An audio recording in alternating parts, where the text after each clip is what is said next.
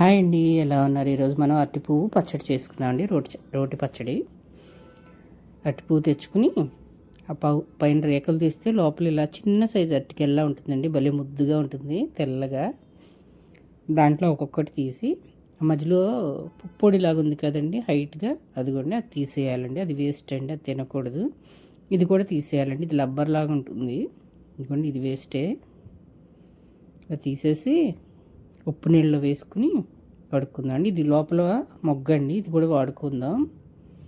Cutting process అంతా వేరే separate video చేశానండి, అది చూడండి ఒకసారి. ఇప్పుడు స్టవ్ వెలిగించి బాండీ పెట్టుకుని ఒక 4 ఎండుమిర్చి, ఒక 7 పచ్చిమిర్చి వేస్తున్నానండి. విరగదీసి వేసాను పచ్చిమిర్చి, ఎందుకంటే అవి పేలి ముఖాన్ని పడతాయండి డైరెక్ట్గా అలాగే వేస్తే, అందుకని అలా వేస్తున్నాను. ఇవి కట్ చేసుకున్న తర్వాత ఉప్పు నీళ్ళలో వేసుకోవాలండి. కొంచెం మజ్జిగ పోసి వేసుకుంటే కలర్ మారకుండా ఉంటాయి. వెంటనే చేయకపోతే తొందరగా కలర్ మారిపోతాయండి అరటి పువ్వు.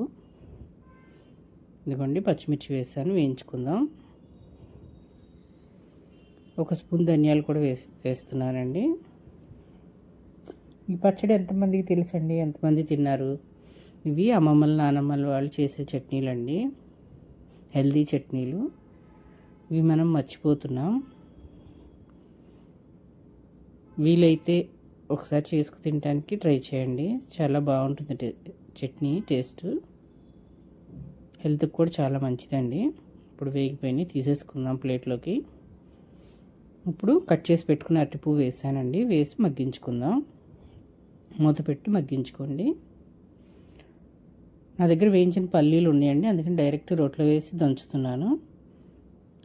ఒక స్పూన్ ఉప్పు వేసుకుందామండి. మూత తీసి ఒకసారి కలుపుకుని, ఉప్పు వేయగానే దాంట్లో నుంచి వాటర్ వచ్చేస్తాయండి. సపరేట్గా వాటర్ ఏం పోయే అవసరం లేదు. చూడండి, కలుపుతూ ఉంటేనే దాంట్లో నుంచి నీరు వచ్చేస్తుంది. ఒకసారి కలిపి మూత పెట్టి మగ్గించుకుందాం. ఈలోపు రోట్లో పల్లీలు దంచుకుందామండి. కొంచెం చిన్న రెబ్బ చింతపండు కూడా వేసి మగ్గిస్తున్నానండి పువ్వులోనే. ఇదిగోండి, పల్లీలు ఒక గుప్పుడండి, ఒక గుప్పుడు వేసి దంచుకుందాం. రోట్లో దంచేటప్పుడు చేయడ్డం పెట్టి దంచండి, లేదంటే సగం పల్లీలు కిందే ఉంటాయి, రోట్లో ఉండవు. కొంచెం కచ్చాబచ్చగా దంచుకోండి.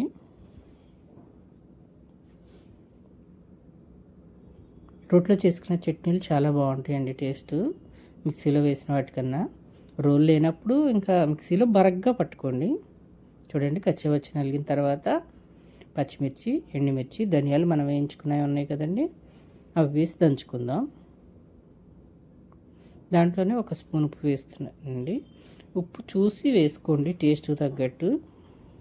నేను చిన్న స్పూన్ వేస్తున్నాను, అందుకని స్పూన్ వేసాను. మీరు ఒకసారి చూసి అడ్జస్ట్ చేసి వేసుకోండి. తక్కువే వేసుకోండి వీలైనంత.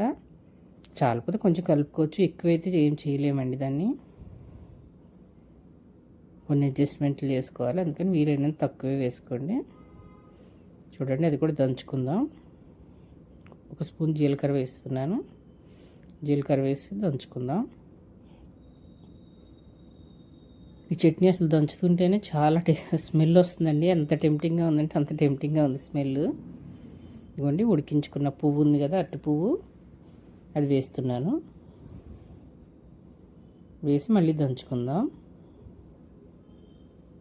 దంచేటప్పుడు జాగ్రత్త అండి, అవి చింది నీళ్ళు మీద పడతాయి. ఒకసారి గరిటెతో కలుపుకుని అప్పుడు దంచుకోండి. ఒకసారి కింద పైన మొత్తం కలిపేసేయండి పచ్చడి. రోటికి సైడ్లో అతుక్కుంటుందండి, అందుకని గరిటెతో ఒకసారి కలిపేసి దంచేసుకుందాం. రోటి చట్నీలు మెత్తగా కన్నా కొంచెం కచ్చాబచ్చాగా ఉంటేనే బాగుంటుందండి టేస్ట్.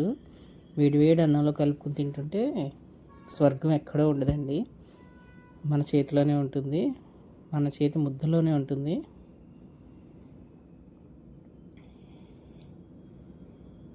చూడండి, చక్కగా అన్ని వైపులో దంచుకుందాం. దంచిన తర్వాత ఇప్పుడు వెల్లుల్లిపాయ వేసుకుందామండి. ఒక 5 వెల్లుల్లిపాయలు వేస్తున్నాను. మొత్తం ఒకేసారి వేస్తే నలగవని ఒక్కొక్కటి వేస్తున్నానండి. వేసి కొంచెం దంచిన తర్వాత మొత్తం కలిసేటట్టు దంచుకుందాం.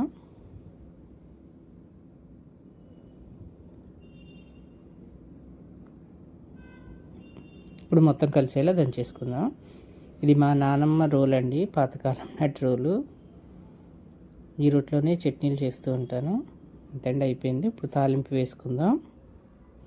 స్టవ్ వెలిగించి చిన్న బాండి పెడుతున్నారండి తాలింపు కోసమని. వేడైన తర్వాత 2 టేబుల్ స్పూన్ల ఆయిల్ వేస్తున్నాను. ఆయిల్ కూడా వేడైన తర్వాత 1 స్పూన్ శనగపప్పు వేస్తున్నాను అండి, పచ్చి శనగపప్పు. అది కొంచెం వేగుతూ ఉంటుంది. ఈలోపు ఒక చిన్న స్పూను ఆవాలు వేస్తున్నానండి. ఇది కూడా కొంచెం వేగిన తర్వాత ఒక హాఫ్ స్పూన్ జీలకర్ర అండి. ఇప్పుడు ఎండుమిర్చి వేసుకుందాం. ఒక ఎండుమిర్చి వేసానండి ఎరగదీసి. ఇప్పుడు 4 వెల్లుల్లిపాయలు దంచి వేస్తున్నాను. ఇప్పుడు కొంచెం కరివేపాకు అండి.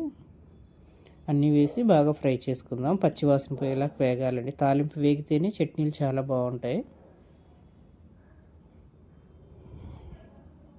బాగా వేయించుకుని ఇప్పుడు చట్నీలో కలుపుకుందామండి. అంతే అండి, రెడీ అయిపోయింది. ఎంతో యమ్మీ అండ్ టేస్టీ అరటి పువ్వు రోటి చట్నీ అండి. చాలా బాగుంటుంది. ఒకసారి చేసుకుని తిని ఎలా ఉందో కామెంట్ చేయండి. నచ్చితే లైక్ చేయండి, షేర్ చేయండి, సబ్స్క్రైబ్ చేసుకోండి. టేస్ట్ చేయండి, చేసుకుని ఎలా ఉందో కామెంట్ చేయండి. బాగుంది కదండి. Thank you.